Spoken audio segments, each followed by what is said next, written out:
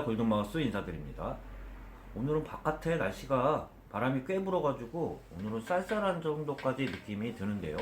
건강 조심하라는 말씀과 함께 부동산과 금융 이야기에 대해서 여러분들하고 한번 나눠보도록 하겠습니다. 모두 이런 얘기를 좀 드려보면서 계속 이어가도록 하겠습니다.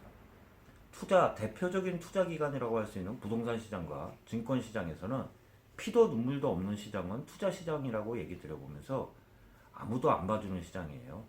정말 냉정한 시장은 투자 시장이라고 이야기 드려볼 수 있습니다. 증권 시장과 부동산 시장에 대해서 알아보기 전에 부동산 주택 한국감정원의 3월 주택 매매 전세 월세 변동률과 한국감정원의 2020년 1분기 오피스텔 매매 전세 월세 변동률과 같이 주식 오늘 마감 시황에 대해서 한번 여러분들하고 보면서 이야기를 계속 이어가도록 하겠습니다. 3월 월별 이 자료는 한국감정원입니다. 전국 수도권 지방 3월 기준으로 해서는요. 파란 게 매매고요. 빨간 게 전세. 연두색 계통이 월세라고 좀 보면 됩니다.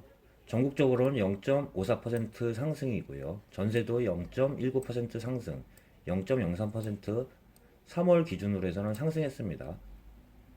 가장 셌던 거는 수도권이라고 볼 수 있는데요. 수도권 지역은 0.93% 상승, 전세, 월세도 대부분 상승세를 이어가고 있는 가운데 전국 수도권 지방 중에는 지방이 좀 상승폭은 낮지만 0.19% 상승, 전세는 0.12% 상승, 월세는 0.02%로 보합권을 유지하고 있는데요. 이거는 월 기준이기 때문에 지금 상승률은 아직까지는 이어가고 있지만 제가 주간 변동률로 해서는 서울 지역은 보합권이면서 강동권은 꺾였다고 얘기 드렸는데요. 한번 살펴보도록 하겠습니다. 보면 주택은 아직 월별이기 때문에 아직까지는 상승세를 이어가고 있지만 주택시장보다도 왼쪽은 오피스텔인데요. 오피스텔은 먼저 반응을 해서 2020년 1분기 매매 0.12% 하락, 전세는 상승했지만 월세도 하락으로 전환했다는 말씀과 함께 한번 계속 살펴보도록 하겠습니다. 매매부터 보도록 하겠습니다. 매매 가격 지수를 보면 매매 가격 지수 변동률은 지난달 대비 상승폭을 확대를 했는데요. 단 서울은 주택시장 안정을 위한 정부 규제와 코로나 확산 등으로 매수 심리가 위축된 가운데 상승폭은 축소했고요. 서울은 상승폭을 축소했지만 경기 인천은 교통여건 개선되는 데와 편의시설 확충, 정비사업 등 개발 호재가 있는 지역 중심으로 상승하고 있습니다. 경기, 인천 지역은 상승하고 있고요. 지방으로서는 눈에 띄는 지역이 세종이라고 볼 수 있는데요. 신규 입주 물량이 감소 등의 영향에 따라 상승을 했고요. 대전은 학군, 교통, 우수한 지역 위주로 상승폭이 확대됐고 제주와 경북 등은 신규 입주 물량과 경기 침체 등으로 하락했다고 볼 수 있습니다. 전세는 지난달 대비 상승폭을 축소는 했지만 0.19%를 상승하고 있고요. 월세도 보합권이지 남아 0.03% 상승을 하고 있습니다. 표는 작지만 요 서울 지역에 대해서 서울 지역과 전체 월별 변동률에 대해서 한번 살펴보도록 하겠습니다. 빨갈수록 상승률이 높다는 건데요. 경기 지역, 인천 지역이 지금 유독 빨가고요. 제가 표시를 해드리면 여기가 수도권 지역이고 세종, 대전인데요. 유독 빨간 지역은 파란색으로 해서 보여드리도록 하겠습니다. 경기 지역과 인천 지역, 세종, 대전 지역이 유독 세다고 보면서 서울 지역은 안에 들어있는 0.14% 상승이지만 상승폭을 많이 꺾었다고도 또 볼 수 있습니다. 또한 계속 주간 변동률로도 이야기 드린 것처럼 서울 지역 월별 아파트 주택 매매 가격 변동률을 보면 빨간 지역이 상승폭이 세고 노란 지역은 상승폭이 약하다는 건데요. 빨간 지역을 보면 대표적으로 강북 강남 3구가 하락으로 꺾인 가운데 풍선 효과라고 얘기 나왔던 노도광 지역이 내가 표시해드린 노도광 지역이 빨간색을 유지하고 있지만 상승폭은 0.08, 0.28, 0.38, 0.28로 크지 않은 상태에서 눈에 띄는 지역은 그동안 노도광 지역과 마포 지역과 구로 이외에는 상승폭은 대부분 크지는 않은 상태에서 제가 말씀드린 강남 상구 지역과 강동은 보면 강동 지역은 0.23%, 0.14%로 상승률을 이어가고 있지만 서초, 강남, 송파는 마이너스로 월별에서도 꺾였다는 이야기와 함께 이 영향은 오히려 주택은 월별로는 아직까지는 상승세를 이어가고 있지만 주간 변동률로 봐서는 벌써 보합권을 유지하고 있으면서 이제 곧 나올 3월 마지막 주 주간 아파트 변동률을 보면 꺾일 가능성이 제가 좀 많다고도 얘기 드려보지만 그거에 더불어 오피스텔 가격 주간 변동률 한국감정원에 대한 자료를 보면 주택 대체제라고 볼 수 있는 오피스텔은 벌써 1분기 3월 달까지 해서 매매는 0.16%로 하락해서 먼저 하락으로 접어들었던 거는 오피스텔이라고 보면서 오피스텔에 대해서도 간단하게나마 여러분들한테 말씀드리고 나중에 추후에 다시 엄밀하게나마 한번 살펴보도록 하겠습니다. 2020년 1분기 오피스텔 가격 동향 조사 결과입니다. 이 표는 한국감정원에 대한 그 자료고요. 2020년 1분기 매매 0.11% 하락했으며 전세는 0.12% 상승, 월세는 0.12% 하락해서 전월세의 전환율이 5.13%고요. 매매가 대비 전세 가격은 80% 가까이 유지하고 있다는 내용과 함께 한번 간단하게나마 살펴보도록 하겠습니다. 전국적으로는 매매 0.12% 하락했고요. 전세만 상승했다고 보면 됩니다. 월세도 하락했습니다. 수도권 지역도 매매가는 하락했고요. 전세만 0.02% 상승하고 있고요.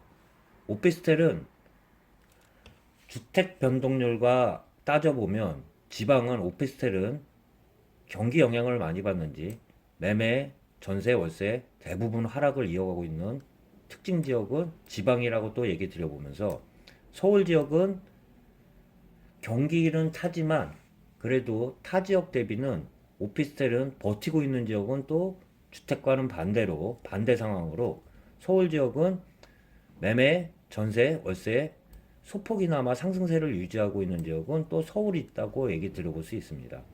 전체적으로 보면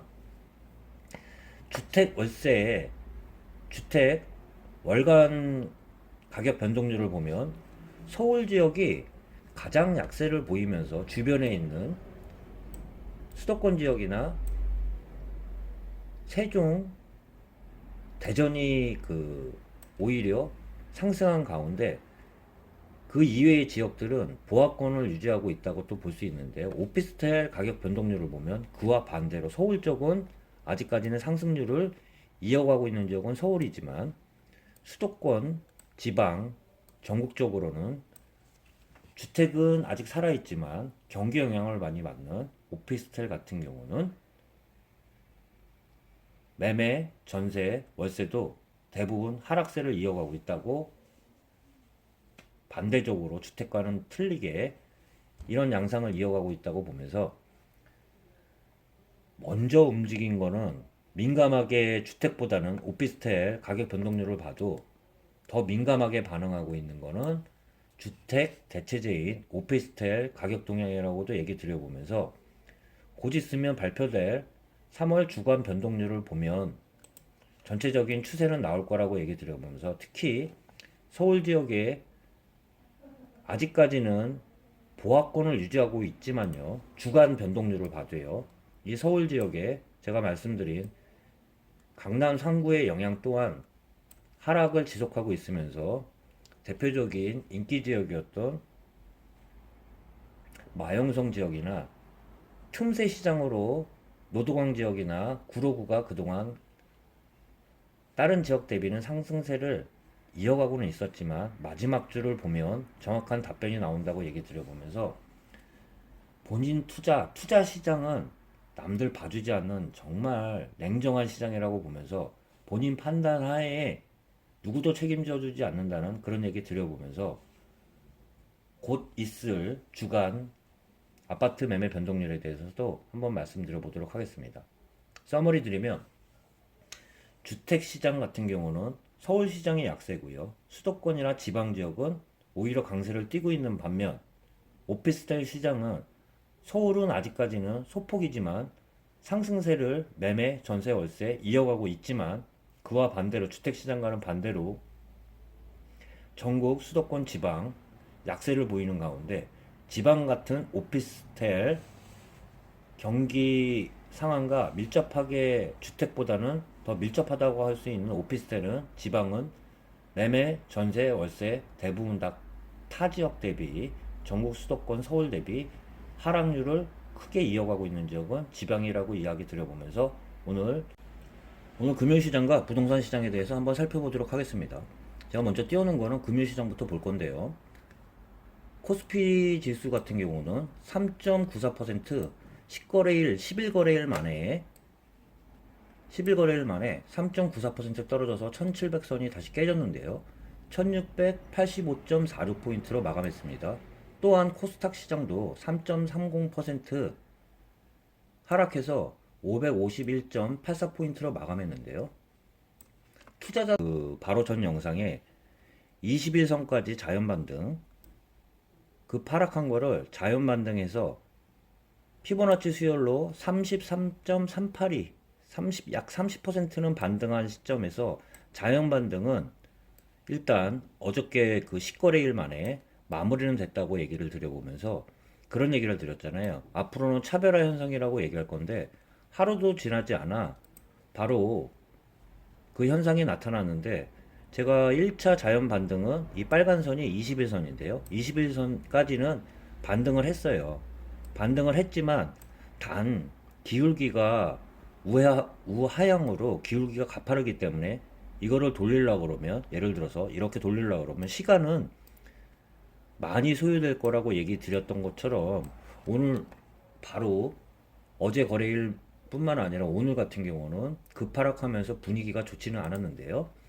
한편 투자자 동향을 보면 오늘의 하락을 이끈 주체는 누가 뭐라 그래도 외국인이야. 원래 팔았던 주체고 외국인 투자자 동향을 보면 5,750억 가까이를 외국인은 오늘도 팔았습니다.